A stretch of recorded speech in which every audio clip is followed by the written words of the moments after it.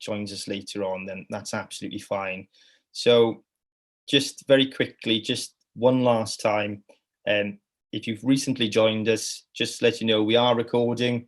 So if you don't want yourself on the recording, if you could please turn off your camera, but of course you're more than welcome to keep it on. If you could also use the 3 little dots in the right hand corner, just to change your name. So keep your name, of course, but put on there as well where exactly you are in the world as well, just so we can have a good idea of who's joined us this evening. But other than that, I think we'll get started. So diolch yn fawr. Thank you very much everyone for joining us this evening. Noswaith dda, good evening, and croeso, welcome. So this evening we are in the penultimate event of our series of events in conversation with candidates running for the Senedd 2021 elections. And we're joined by a fantastic panel this evening. So we have Mabon ap Gwynfor, Delyth Jewell and Fletcher. Now I'll introduce the candidates properly in a second, but just a bit of housekeeping. Like I said, we're recording, that's very important. If you don't want to be on the recording, then please knock your camera off. In addition to that, just a few plugs really from our side. So if you're if you've not followed the Twitter page, UBI Lab Wales, please do that. I think one of the team will put a link in for you to follow the lab in a second in the chat. Keep the conversation going in the chat. So we welcome, a discussion in the chat. Put your questions in there. We will be taking questions for the panel later on in the evening as well. So pop them in there, and the team behind the veil, the virtual veil, will pick those out and put them on my radar as well. So as I mentioned, we've got a fantastic panel. So we've got Mabon ap Gwynfor, who is the constituency candidate for Dwyfor and Meirionnydd. We have Delyth Jewell, who is a constituency candidate for Caerphilly and list candidate for South Wales East, and Fletcher, who is a constituency candidate for Ogmore and a list candidate for South Wales West. So thank you so much, guys, for joining us this evening. So just to give everyone a bit of an idea of what we've been doing recently before we dive straight into the questions. So UBI Lab Wales, we're a citizens-led organisation. We do it all on a voluntary basis, and the idea really is to get a universal basic income into the public consciousness, and in addition to that, to advocate for a pilot. Now, Plaid Cymru, of course, if you've been keeping track of the news recently, have recently announced that they will be advocating for a pilot and the powers to do that in their manifesto, which is huge news and something we're incredibly excited about in the lab. So thank you all for advocating that and pushing it. It's brilliant news, and it's of course something that we feel is desperately needed as well in Wales. So really exciting times. Now, in addition to that, of course, we have been running campaigns in councils and so on. So we're trying to get councils to pass a motion in order to support UBI pilots. And at the moment, we've got Gwynedd, RCT and Swansea have all passed motions. And the leader of Cardiff Council has written to the First Minister of Wales asking that they would be part of the pilot as well. And we think there will be more councils imminent as well. So watch this space. So we'll dive straight into it with the first question. And I'm going to come to you, Mabon, if I can first, with the first question. And I'd like to ask you, when did you first hear about a basic income, and when did you decide that this is a policy that we must trial? Yeah, truthfully, I'm not exactly sure when I first heard about it. I think it was probably when I was in university in Bangor. I was student union president back in 2000, 2001, something like that.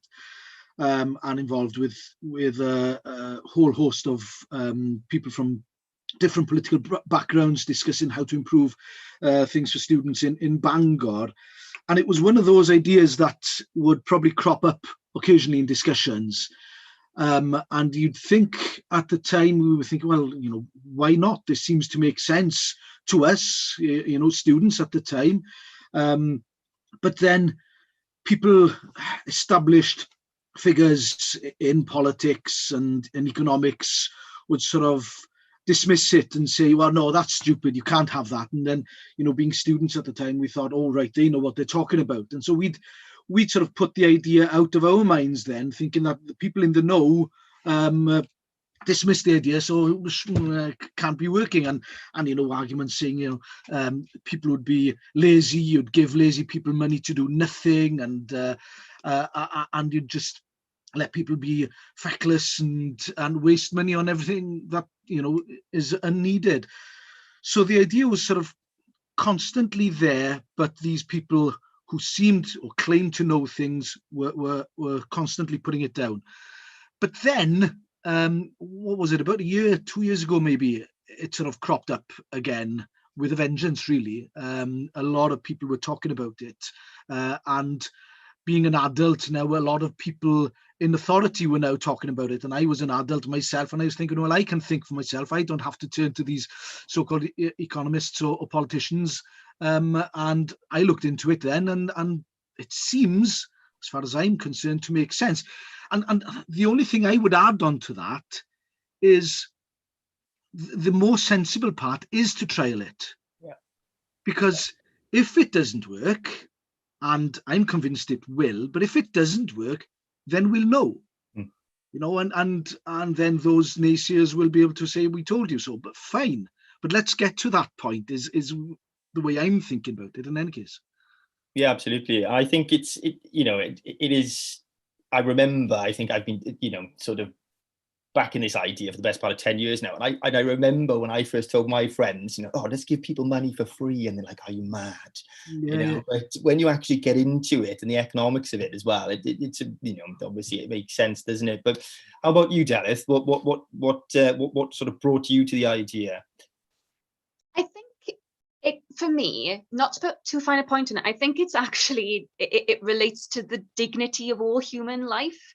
I think since society abandoned the idea of workhouses, there's been acceptance of the principle that people should have money in order to live, that people shouldn't have to be in terrible turmoil in order to get that money in order to survive. And I think that the difference then becomes whether people should have enough money in order to survive, or whether they should have enough money in order to have a decent quality of life.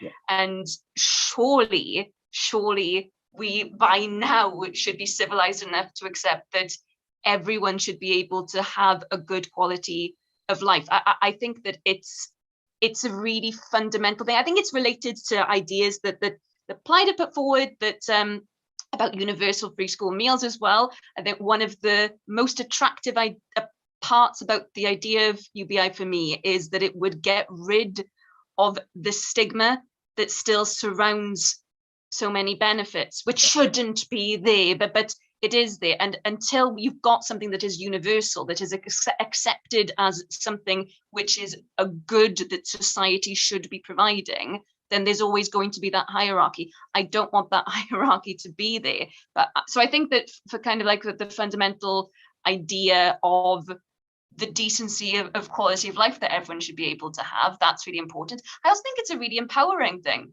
Yeah. It's a really empowering idea for the individual. It gives people a sense of agency. But I just want us as a society to get away from this idea that people should be punished for being in poverty.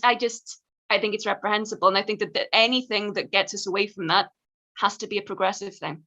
Yeah, absolutely. I think absolutely right. It should be, and we're sort of, this is where we're coming from as well, is it should be a human right, shouldn't it? Is to have that quality of life where, it's crazy in the 21st century that you have destitution It's just crazy, and we're going backwards. We're going back to Victorian times if you read up on it, and it's just bonkers. And I think that and this is what's important about it now, because it's clearly become a mainstream idea now. There's no argument about that, but it's convincing people it's the right idea. And I think that's down to us. It's down to politicians to actually put it out there and say, look, this makes sense. As well, and it's precisely why that we're pushing it. And I think of course COVID has sort of brought it on as well, and that's sort of helped it into the public consciousness as well, hasn't it? Because people who never thought that they would have to sign on and be in this situation, like you said, where they sign on for universal credit and they're stigmatized because of it. People who never thought they'd do that are having to do that now, and I think that's why it's sort of creeping into the public consciousness.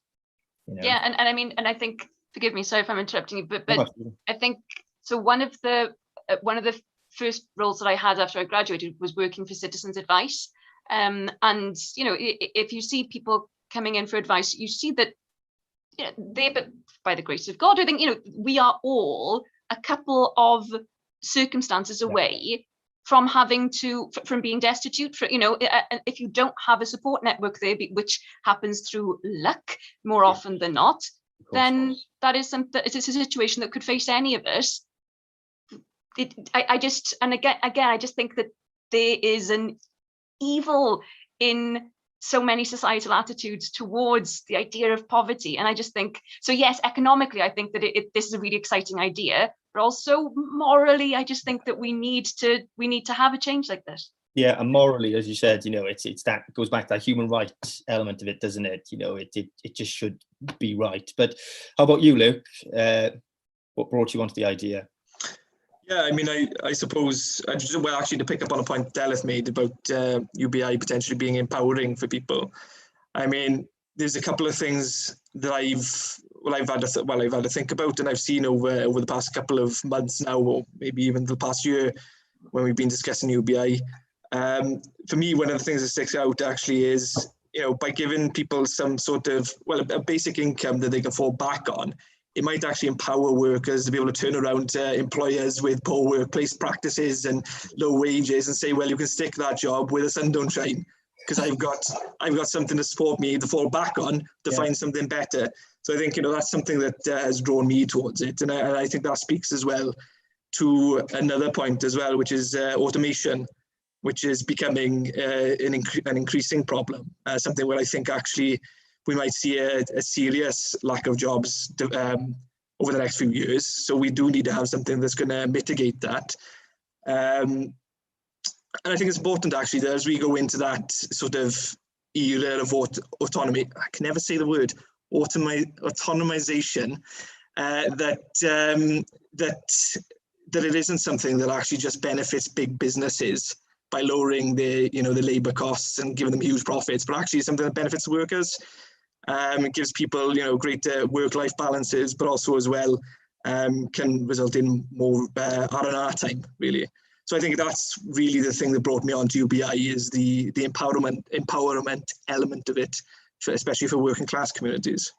Yeah, and I think you make a really good point, actually, and it does surprise me, actually. And I sort of, my political awakening actually was in the trade union, and it does surprise me that they've not backed this, because as you mentioned, I think that the empowering aspect of it, and I think it strengthens collective bargaining, and like you quite brilliantly said, you stick the job where the sun don't shine, which is absolutely right. I think it's absolutely right. And I think those lower paid jobs that we've all, the key workers, for example, is a perfect example. We've seen how much we've relied on them throughout COVID, and some, a lot of those jobs, for example, are not very well paid. And I think what will happen is those jobs will increase in pay, because people will no longer be forced to take those jobs. So I think you make a great point, and yeah, absolutely bang on. I don't know if anybody else wants to come in on this, Mabon, if you want to. Well, it struck me now that the other time that this sort of cropped up partially was about maybe 8 or 9 years ago in what I would call Welsh Wales. There was a huge debate on because musicians in Wales, they don't get a lot of money in any case, right? because there's not a huge market for Welsh language pop and rock music, even though it's a brilliant sector. Tune into various bands if you can. But one of the few places that Welsh language music was heard was on BBC Radio. And the BBC were changing their tariffs on how much they were going to pay musicians for playing the songs on the various stations. And musicians in Wales got up in arms about it. And they weren't happy with the way that they were treated. And when Stefan came forward, and she was living in Brittany at the time, and said, well, why don't we do what they do in France and give a basic income to musicians to allow them to develop their craft and their skills and ensure that the tradition and those skill sets are allowed to flourish. And people just laughed at her and said, oh, you can't do that, and that seems to have been the genuine and general attitude towards the idea. But now it is becoming mainstream, and that's another sector that something like UBI would help flourish, is the art sector. Because you're not forced then to go in to find work just in order to pay your bills.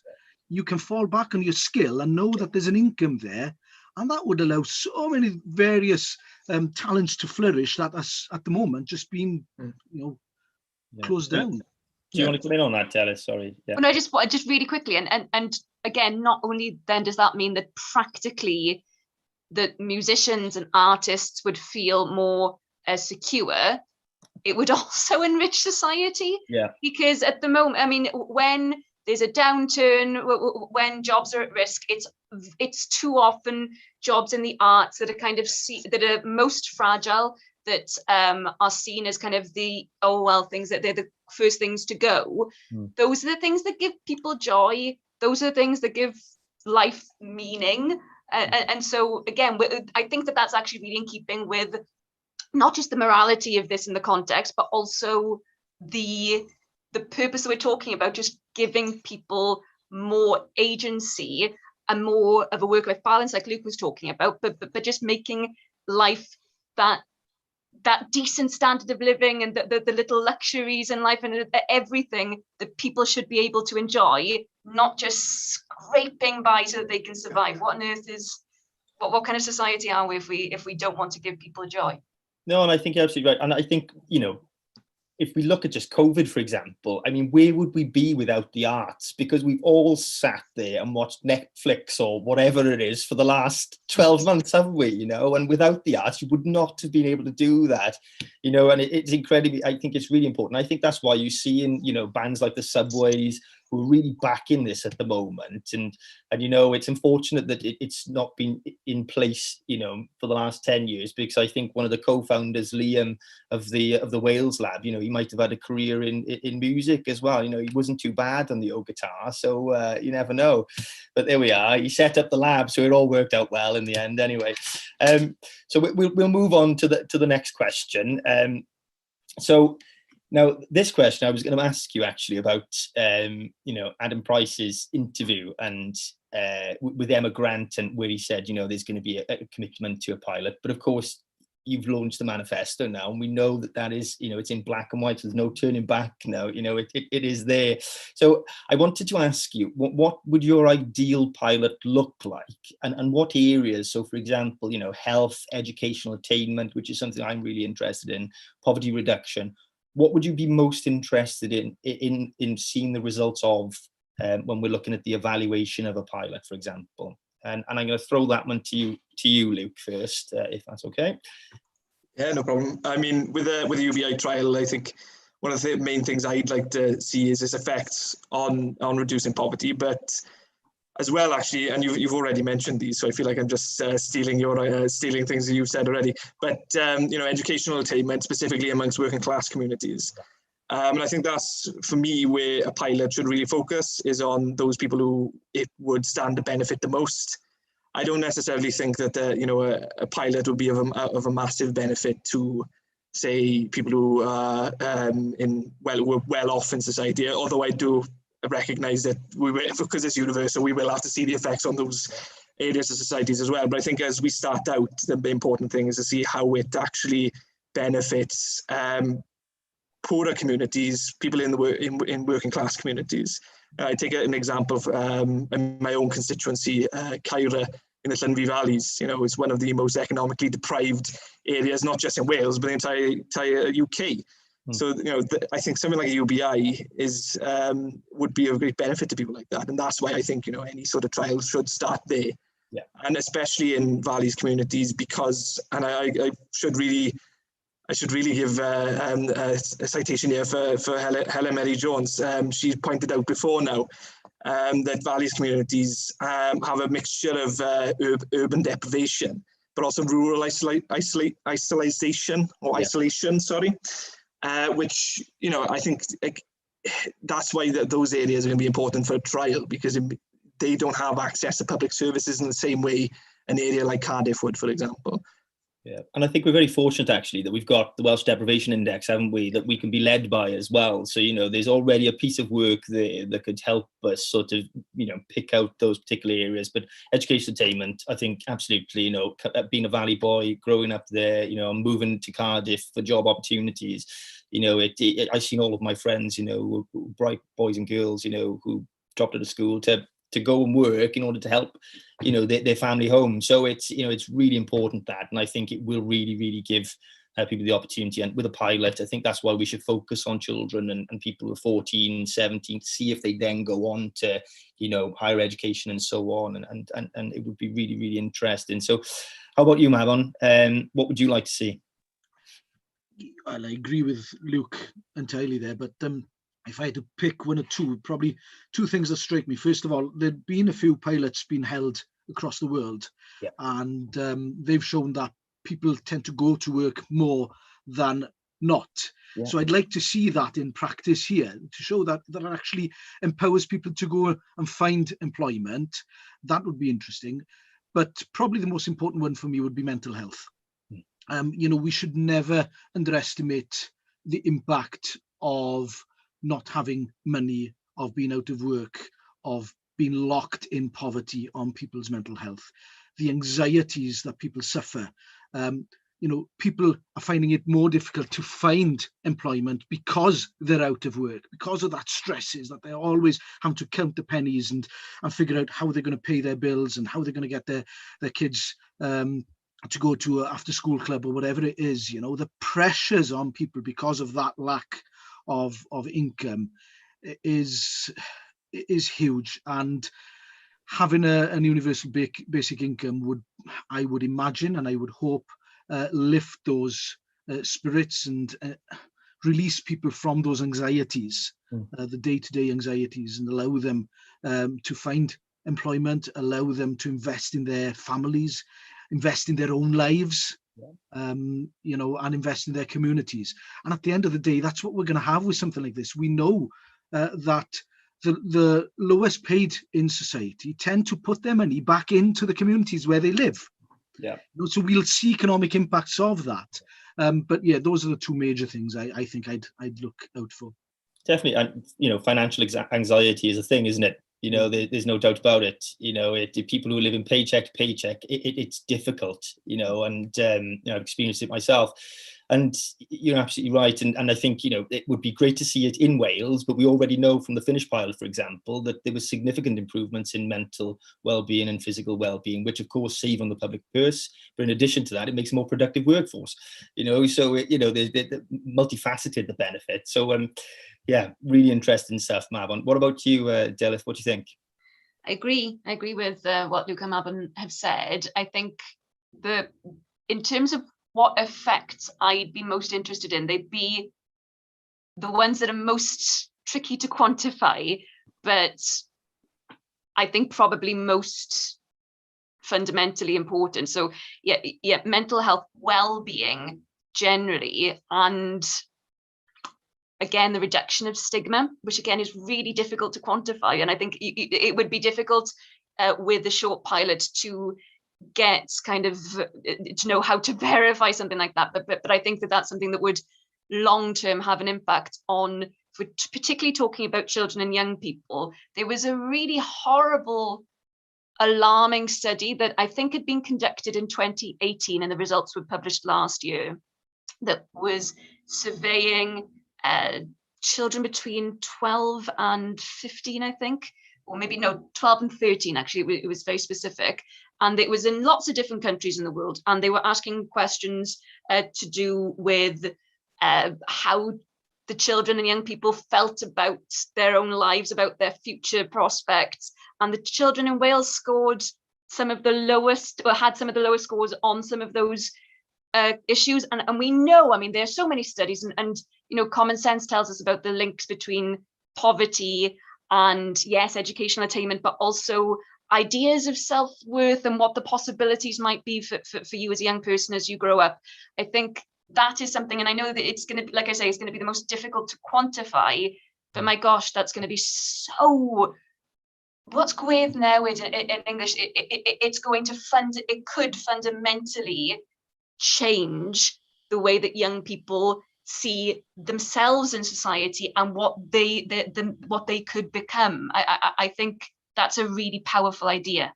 Yeah, and I think, you know, social media, you know, obviously there's, you know, the youngsters these days, I don't include myself in that, unfortunately, but the youngsters these days, you know, there's so much pressure on them, particularly with social media. And then in addition to that, you have that stigma of, you know, perhaps living in poverty, and we have some of the worst child poverty levels in Wales at the moment, you know, and we know that, you know, you touched on it just now, Delyth, but we also know that, you know, children going to school hungry, for example, could drop at least 10 points in their IQ, you know, which is incredible, you know, when you think about it. And that's just from going to school hungry, you know, which is bonkers.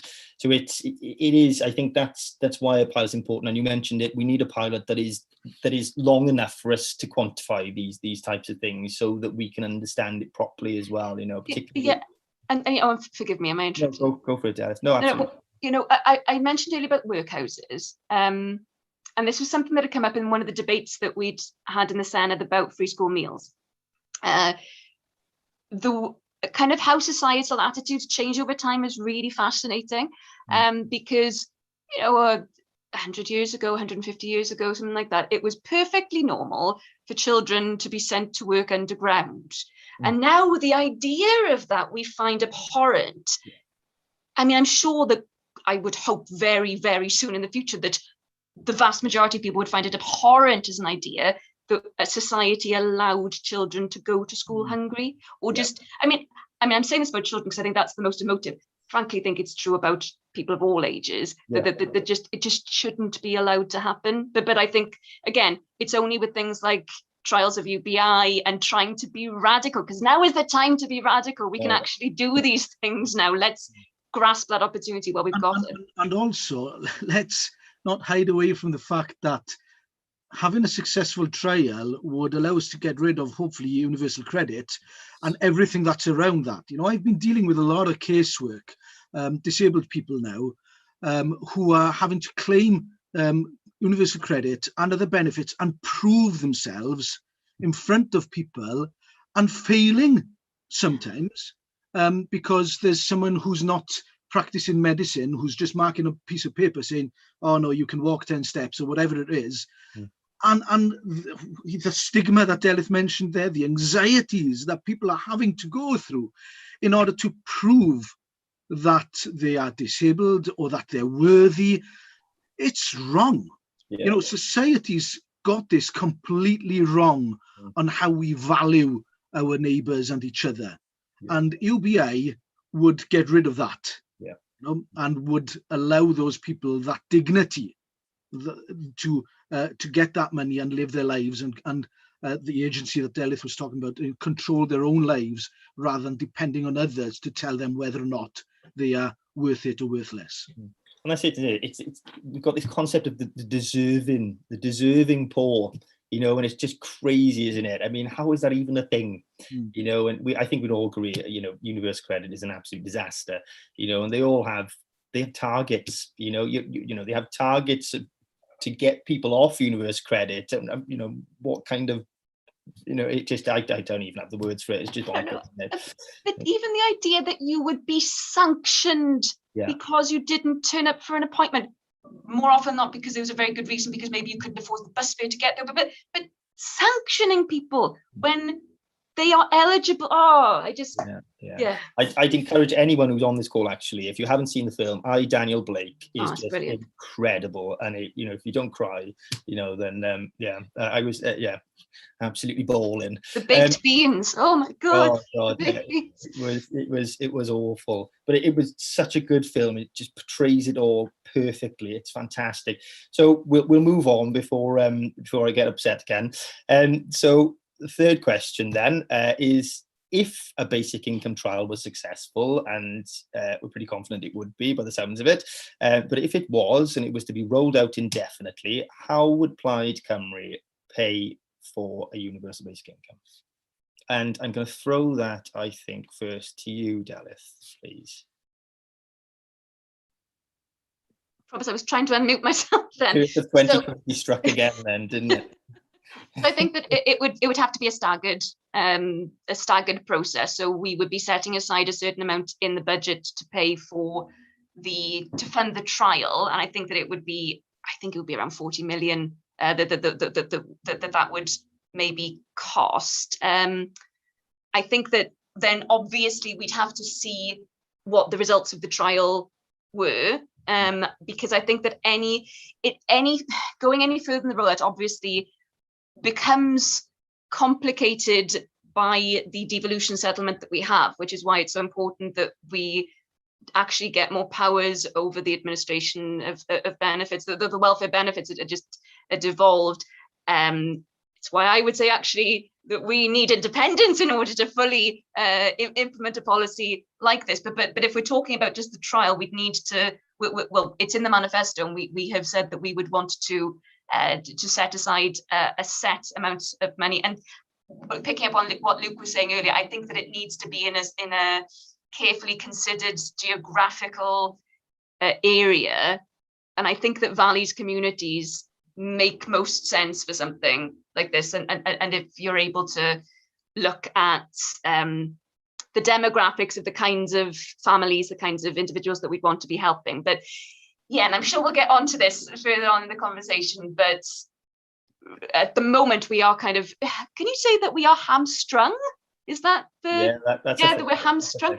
That we're hamstrung, I think, by the UK government, and we should be absolutely pushing for full powers over that. And long term, I would say, well, not just long term. I think that independence is the only way that this would actually work in anything more than a trial. I would say. Yeah, and we're definitely going to that, because it's a pretty hot topic at the moment, unless you've been living under a rock over the last couple of months. Luke, what do you think? How would we fund it? Yeah, I mean, I think there's an important point that Delyth's made there already, and it's something that we as a party have sort of been jostling with for quite some time now, because if you are aware of Plaid Cymru's policies over the past year, we've been talking about a child payment, for example. And one of the things that's vital really for something like that to work, if it's on a Welsh level, and it will be the same for UBI or a UBI pilot, is the devolution at the minimum of the administration of welfare. That has to happen, otherwise you could see that people could be at risk of losing their benefits. And then the whole point of the pilot and the whole point of the child payment becomes, well, destroyed, doesn't it? Because you could effectively make people poorer. And of course, there's a good bit of work been done already on what the administration of welfare and its devolution to Wales, what the effect it would be on the Welsh Treasury. It's been done by the Wales Governance Centre, for example. I think off the top of their head, they said if we get a similar settlement to Scotland, we'd be looking at an additional surplus of £200 million to the Welsh budget. And, that could go some way to pay for UBI. But I think ultimately, I think cost has to, well, obviously cost is important, but if the pilot proves to be a success and that it's something that is going to massively impact people's lives, cost has to be a secondary consideration, I think. It was a secondary consideration when it came to the NHS. Why shouldn't it be a secondary consideration when it comes to something like UBI, especially if it's as successful as we're hoping it's going to be? Yeah, and we had all these arguments, didn't we, with the NHS? It was unaffordable, we couldn't do it, all the rest of it. And we'd all die on a hill for it now, I think, if someone tried to take it away from us. Exactly. Yeah, absolutely. I think, if something's worth doing, then it's got to be done. Yeah. and you'd save money as well, wouldn't you, with all, with the health benefits and so on. But Mabon, what do you think? How would you do it? Look, we're talking the language of principles here, and that's what this is about. We really can't look that much further than a trial, because we've got a block grant in Wales, and okay, there's a few changes in taxation, very minor here and there, which we can look at, but essentially we're looking at that block grant and how best to use that. And as Luke said, if we'd expand it, that would have impact on people's benefits. So we would have to then pressurise the UK government to devolve welfare and other things as well, including various taxation. So what we need to do is concentrate on the trial, ensure that's successful, and then hold that up to the UK government and say, look, this works. You can either adopt it yourselves as well, or give us the powers in order to carry it out.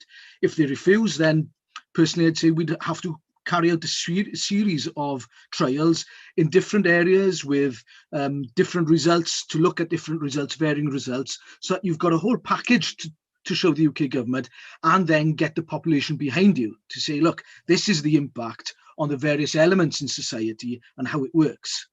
And that's then, it's that, the old cliche, the people power, getting people behind something to force the government to change track and give us the funding, or give us the powers to do that.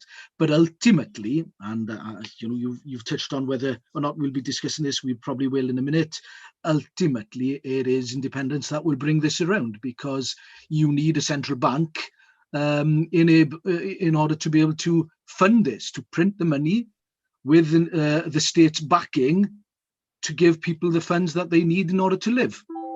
Yeah, and so you're absolutely right. And we, there's clearly support for a pilot already. We've seen from Autonomy, the Survation poll, that I think it was 69% of people back a pilot in Wales now. And it's just, and that's why it's so politically feasible, I think, the pilot, isn't it? If we get a pilot, then we can point to the evidence and say, look, it's a no-brainer.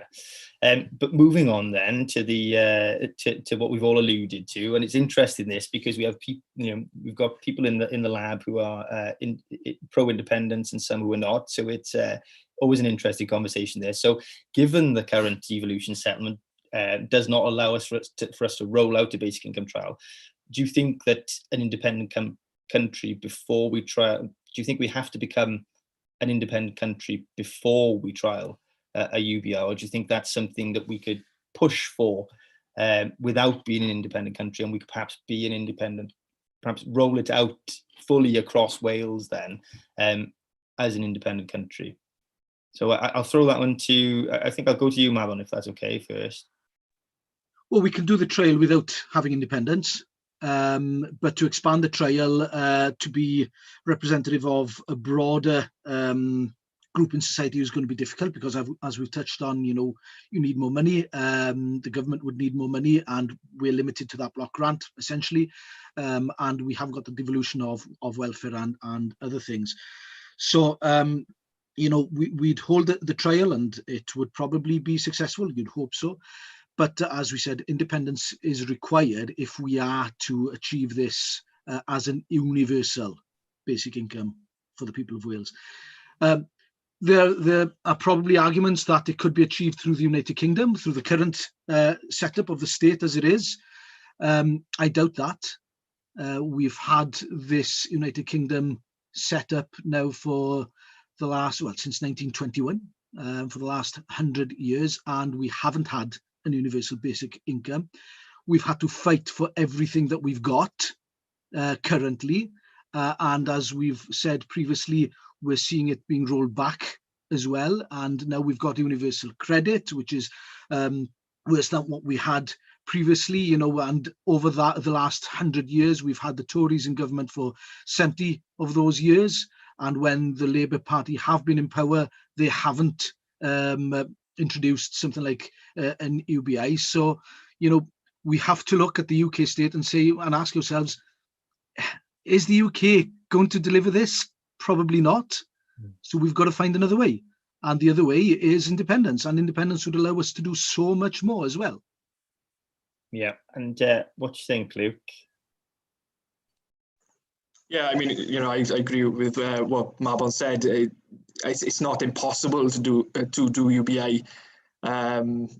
If we weren't independent, it's not impossible. It certainly would be a lot harder. But ultimately, I think independence would allow us to do a lot more, like Mabon said. But I think as well, when you think back to the last question, when we talk about cost, independence would also allow us then, or would also grant us the necessary sort of fiscal powers that we don't have at the moment.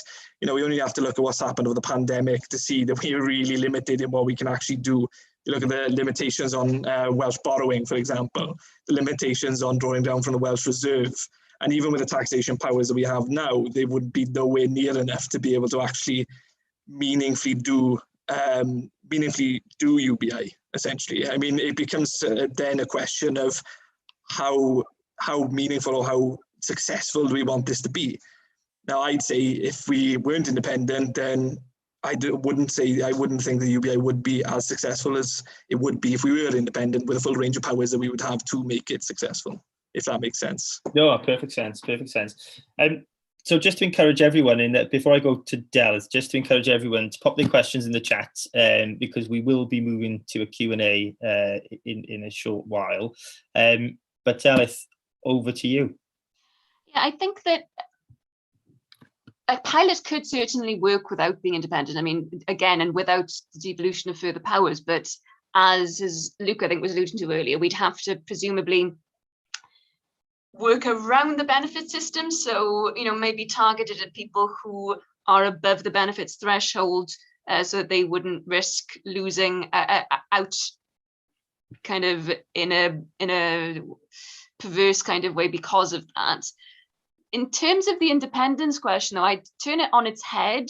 And I don't think that it's just that independence would allow us to do something like introduce UBI. Surely the purpose of independence would be to do this kind of thing. Yeah. And I think that's, there's a difference of opinion within the movement of people who want independence. And I respect that there will be some people who want independence as the end of a journey. I am not someone who believes that. I want independence precisely in order to make our society fairer. And so I think that it's not just that independence would be a possible vehicle to allow us to do it. The very reason why we should want independence would be to do something like this. I think that's something that I completely agree with, to be honest. I mean, I don't support independence for independence sake. For me, the reason that I support independence is so that we can do things differently. If we gain independence and we're just a smaller version of the UK, then what's the point, I think Mabon alluded to it, didn't he? We've had a Tory government for the vast majority of the time here in Wales where we haven't voted for it. So I think, that plays a lot into it. And I think a lot of the argument is that the only way in which you get a progressive government in Wales perhaps is for independence. So we're going to move on to the questions. We've had a few in the chat. Interesting one that's first cropped up, and it's sort of I think this is an interesting one anyway.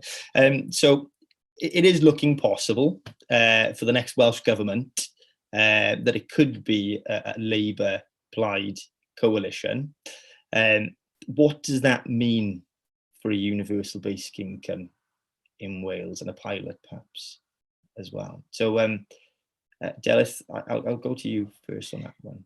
So again, I think that in terms of the principle of UBI, then I'm sure that, I'm not sure, but I'm sure that there would be appetite in other parties as well, including the Labour Party, to work with the current devolution settlement that we've got and to see what would be possible there. The divergence, where, as it appears now, would be the appetite or the extent of an appetite then for pushing for further powers. I mean, the devolution of the administration of welfare would be one thing, but obviously there would be a divergence of opinion on independence, and hence on how radical something like this can actually be.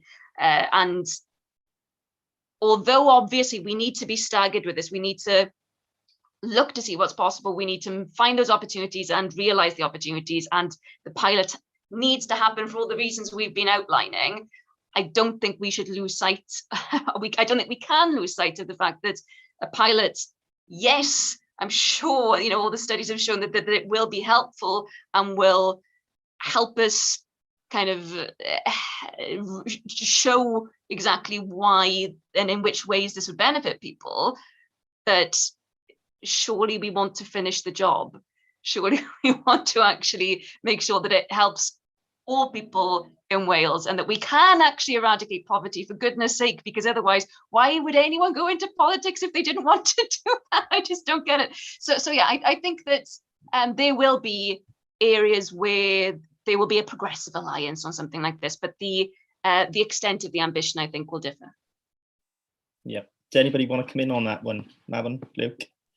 Yeah, the only thing, reiterate that, my concern with Labour, to be honest, is that they would probably, I would expect them to support having a trial of this kind. So we would happily work together on that, and that would be brilliant. But my concern is that this project, your project with Labour, finishes there with a trial. Because in order for that trial to become something else, and for the dream of developing an UBI to be realised, you need to go that step further and insist on the devolution of greater powers, and then insist on devolution of taxation. And so far, we haven't seen the Labour Party nor the Labour government willing to take those steps. You know, time and again, Delyth mentioned child poverty in Wales, and a third of the children living in Wales are living in poverty. You know, what does the government think? What do they think is needed in order to bring that third down, in order to get rid of poverty altogether? And you know, they scrap the targets of getting rid of child poverty, and you've got to ask your questions. Well, what do you want more? Do you want to retain the British state more than to get rid of poverty? You know, that's my concern.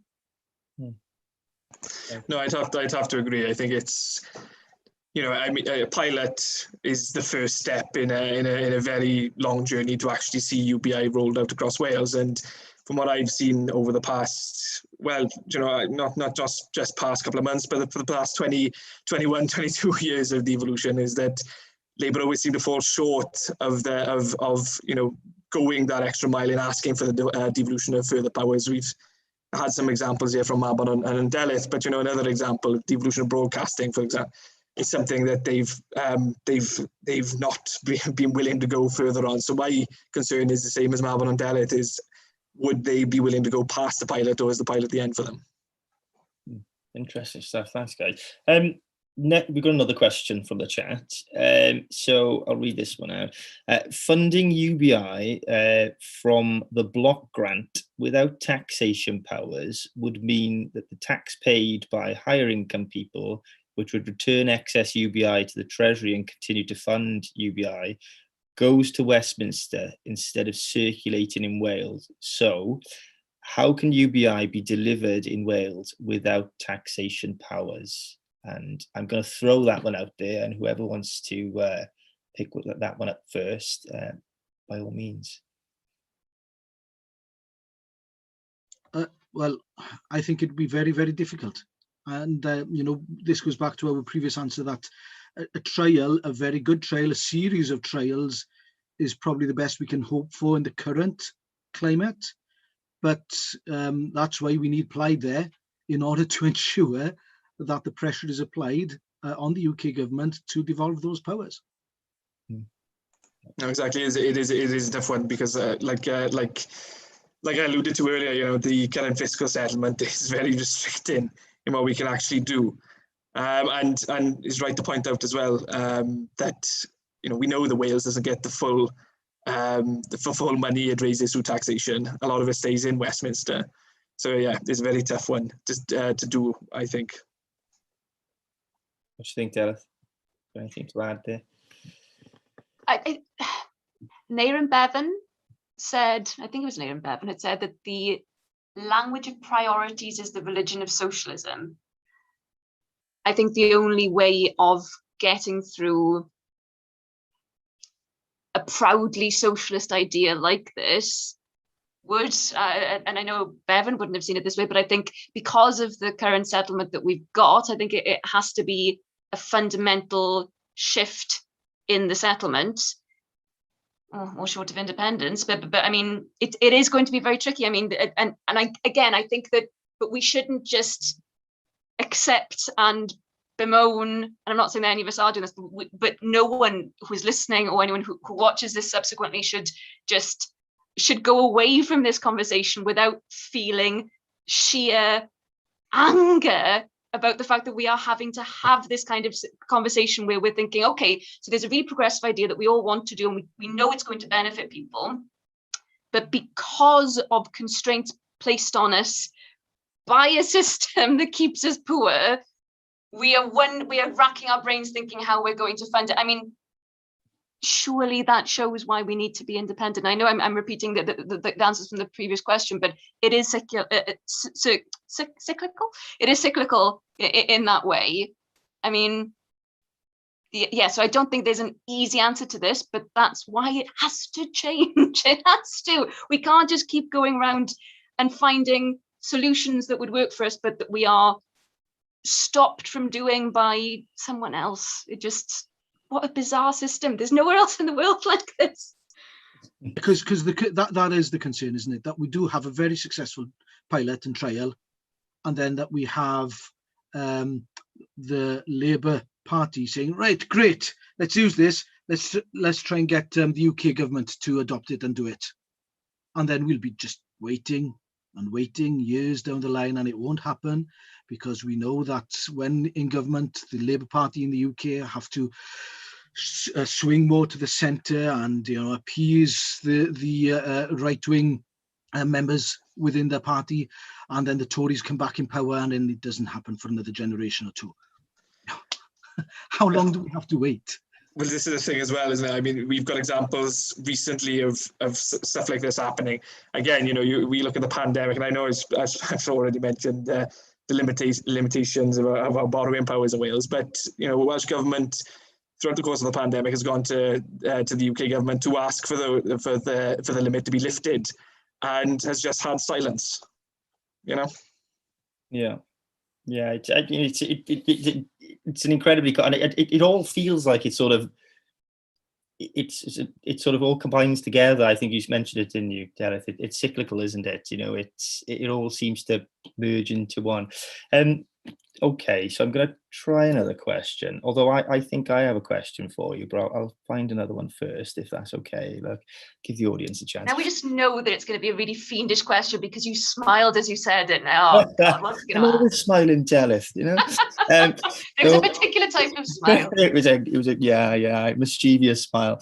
I've realised actually it's gone really dark in here. I haven't got the light on, but there we are. Okay, so the next one: do you think that it would allow people to feel more a part of their local communities, may it be through being able to spend residual income there, or even being able to volunteer? So Delyth, you're nodding vigorously there, so I'm going to turn this one over to you, and I'm going to turn the lights on over here just quickly while you answer, if that's okay. Yeah, I absolutely think that it would, and I think that, you know, linking back to what we've been saying about using stigma, about kind of not if you talk about giving dignity, that's a contradiction in terms, but people having agency and people feeling dignity, and also what we were talking about, the arts, about people, everyone in society being able to benefit from things that give us all joy.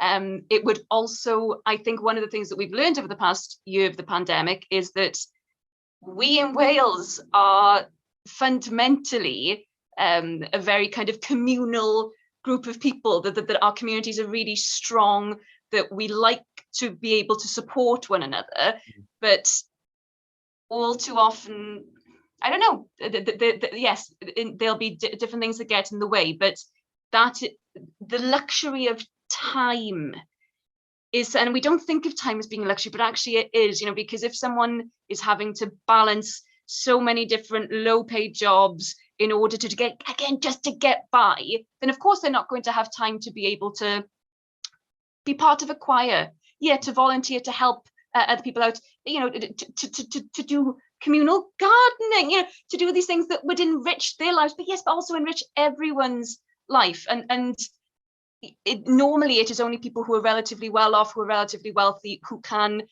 give back to the community, but also that they benefit from it, because then they get that sense of having been part of something and creating something beautiful. So I absolutely think that, this would be a leveler, but in a positive sense. It would be something that would enhance everything and just open up those possibilities for everyone. I think if this were done well, it could increase levels of joy. Yeah, I think it's really interesting that I think the arts industry is a particularly interesting point, because we see more and more actors and musicians that are no longer working class, for example, and all, a lot of the great bands of the back in the day were all working class, and people resonated with their songs because they wrote about their, working class experiences. Whereas you've got a lot of actors and bands these days that are privately educated. So I think that that would be really interesting.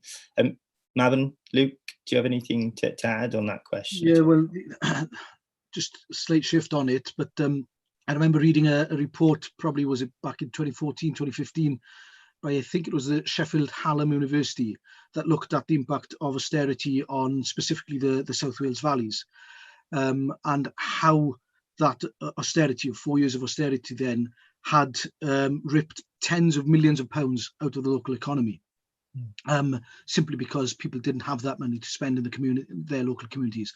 And this is what would correct that, as I mentioned earlier, we know that people would, especially the lowest paid, they put that money back in the community. They go to shop in their corner shop on their street, in their own local community. They tend to use public transport more. So, improving things environmentally as well. There's a whole host of benefits to this, which would come from having UBI. And I don't think people have fully realised those benefits yet. That's why we do need a successful trial. Yeah, and it's all about that empowerment side of it, isn't it? Not just empowering individuals, but empowering communities. It means that people will have the time then to volunteer in the community, and as well, I don't think we should also actually Mabon's already spoken about its effect on mental health. Reality is, if we want to do stuff with a group of friends, whether that's go to the pub, whether that's go to a theme park or a rugby game, something that I'm missing quite a bit right now. Me too. You've got to have money to do, and again, that money then is spent in the community. So I think actually, UBI has the potential to allow communities to flourish again, because especially, in Pencoed, for example, which is my hometown, a community is something that I feel has slowly started to degrade a bit as people are working longer hours, needing the commute longer distances. So, again, just to re-emphasize the point, I think it would provide the opportunity for communities to flourish again. And I think that's quite important, actually, when we're talking about UBI, not just about individuals, but communities as well. Yeah, and I think you might find as well, we got so many people who move out of communities, don't they? Because, the lack of job opportunity, particularly in the valleys areas, I see it myself growing up. And, I think what you might find is that people decide to stay in those communities and be quite entrepreneurial and set up their own businesses, for example, which will, in effect, make those communities flourish as well, which reinvigorates those local economies, doesn't it? So it's, I think that aspect is really exciting as well. And we've got one more question, but I'm going to go with what I wanted to ask you very quickly, and it's if that's okay. So there's a lot of debate about what the pilot should look like, for example, and I think something that's really interesting is the emancipatory effects of a UBI and allowing people to, that time to go and do things and so on. And in your view, then would a pilot so, for example, you've got the standard element of universal credit, and you have all these behavioural conditions attached to it, where you have to jump through hoops in order to get it, for example. With a pilot, would you prefer to get rid of that standard element, for example, where you no longer have those behavioural elements, and then therefore people might go on and do all these different things? Or would you, just add money on top, for example, of what these people are getting through universal credit. I mean, what would your view on that be? And Delyth, I'm going to throw that one to you, if that's okay first.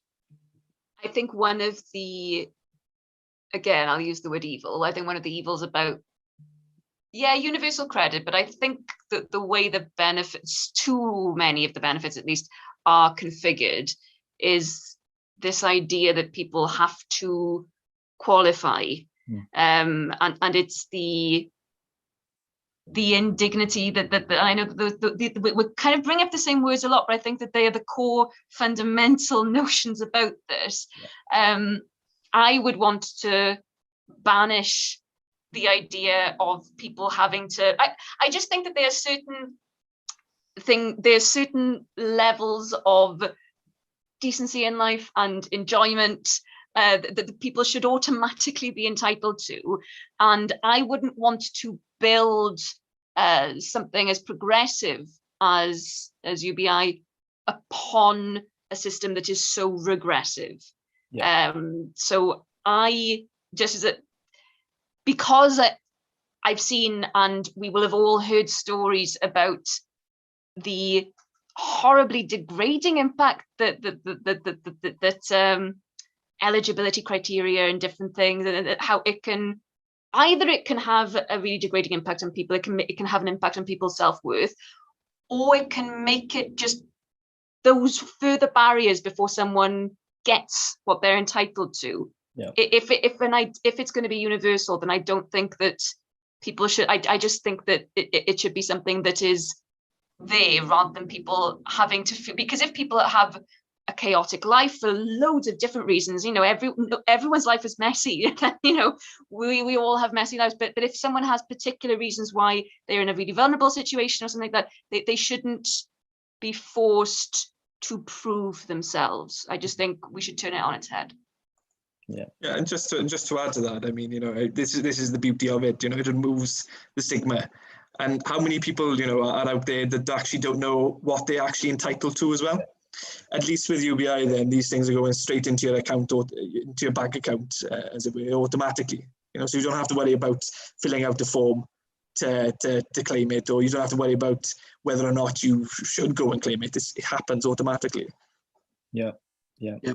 Personally speaking, I don't think there should be assessments like we've got currently, because it is stigmatizing.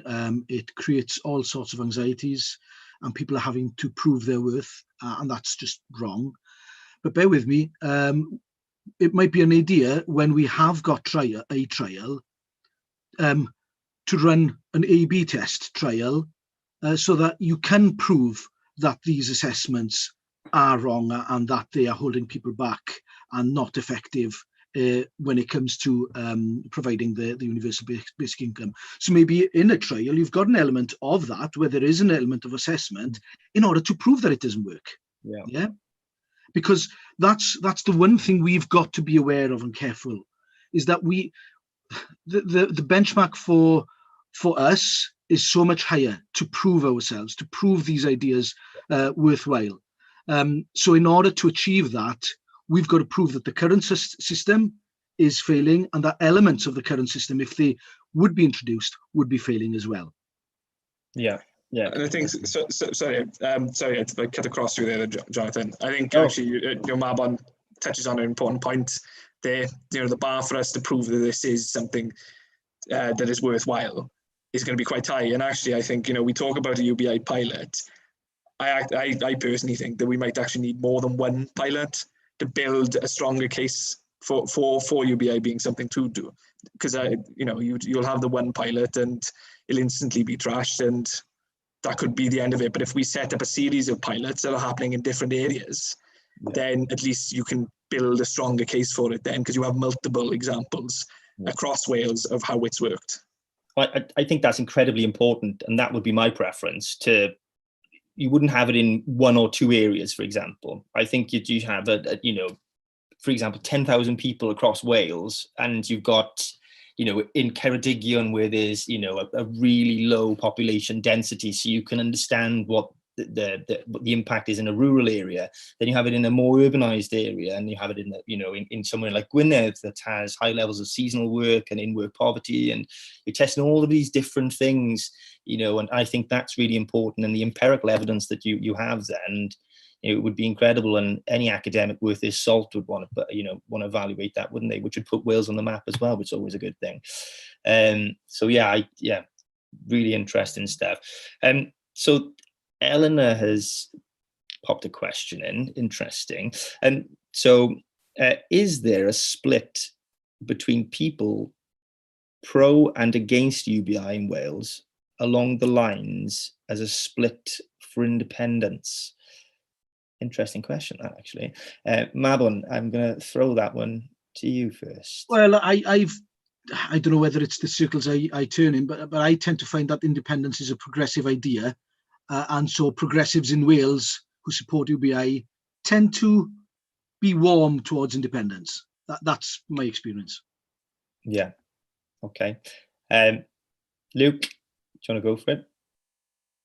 Yeah, I can't say that my experiences are any different to Mabon's. I think that speaks a lot about sort of our social bubbles, doesn't it? Yeah. That I suppose is the danger with the UBI movement as well. Is that we're all talking to each other, and we're not.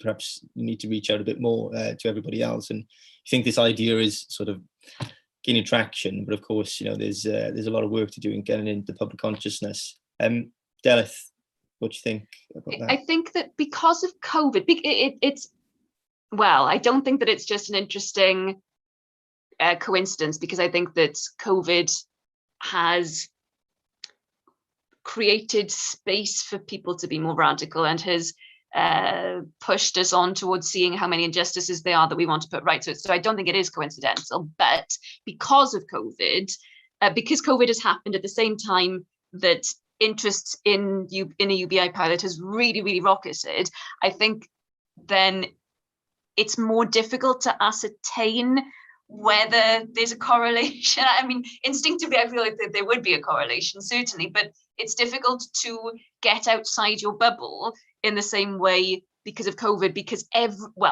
almost all interaction is done online. And we all know about the problems of bubbles, particularly on Twitter, but also on Facebook, on all social media platforms. Algorithms tend to show us things that we will agree with. And I think that's going to be a challenge in the time of COVID, certainly, like a uniquely challenging thing in the time of COVID, because what we need to happen is for there to be town hall meetings. In the same way that I think there should be town hall meetings about the idea of independence when it's safe to do so, I think that progressive ideas that would go along with that, like UBI, should be discussed openly in, I would hope, mass attended meetings in town halls. But at the moment, I think we need to really work even harder to get outside the assumptions that we will all have, because yes, we tend to be, the algorithms mean that we hear from the same people who, that's what's pushed at us. But I don't think that's an insurmountable thing. I just think that it's interesting that the two things have coalesced in that way. Yeah, they have. And I think that, I'm definitely, independence is certainly the big policy idea in Wales at the moment, isn't it? But I think UBI is arguably the second most talked about policy, and I'd like to think the Wales Lab have had something to do with that. I'm going to. I think it's positive though that what was the figure that you mentioned at the start again, Jonathan? About 60%. 69% of people. 69%. Yeah. I mean that's positive, and that suggests, if you just base it on that figure, suggests that actually there's a fairly broad consensus in favour of at least a pilot. Well, there's a super majority, isn't there? Yeah, exactly. So it's brilliant. Yeah, exactly. It's really good. But I suppose just put a dampener on that, there was a Times Radio poll recently that said that only 8% of people actually know what a UBI is. So there's clearly a lot of work to do. And actually a SPAD, more people knew what a SPAD was, but I think Dominic Cummings had a lot to do with that, actually. So, but clearly a lot of work to do. But good stuff with the Survation poll, with the 69%. But sorry to put a dampener on that. I'm going to open it up to see if anybody wants to ask questions themselves to the panel. So if anybody wants to ask a question, if you want to put your hand up, I think you can do something in the reactions that allows to put your hand up, and we'll unmute you and you can ask the question yourself if you like. But if not, we'll start drawing it to a close. So I appreciate our panelists, very busy people as well. Yeah. Anybody? Any takers? No? Okay. I'm going to assume that's a no. So that means we've answered all the questions. So now it has to happen. Like, there are no more questions left. You beat me. We did it, guys. We did it. Yeah. You've exhausted all of the answers. Look, everyone's very informed now. They're like, we know UBI inside out. Excellent. No, guys, thank you so much for your time this evening. Luke, Mabon, Delyth, it's been an absolute pleasure having a conversation with you. And thanks for joining us. I'll let everyone get on. Just a final plug, if you could follow us on Twitter and on Facebook, and I'm sure if everyone's at Plaid Cymru Sport here, you're already following the panelists, but if not, definitely follow them and their campaigns on social media as well. We'll post the video for this chat online as well on social media, so keep an eye out for that. But diolch yn fawr. Thank you very much to everyone. Have a great evening, and we'll see you soon. Thanks very much, guys. Thank you. Thank you. Diolch yn fawr. Diolch yn fawr.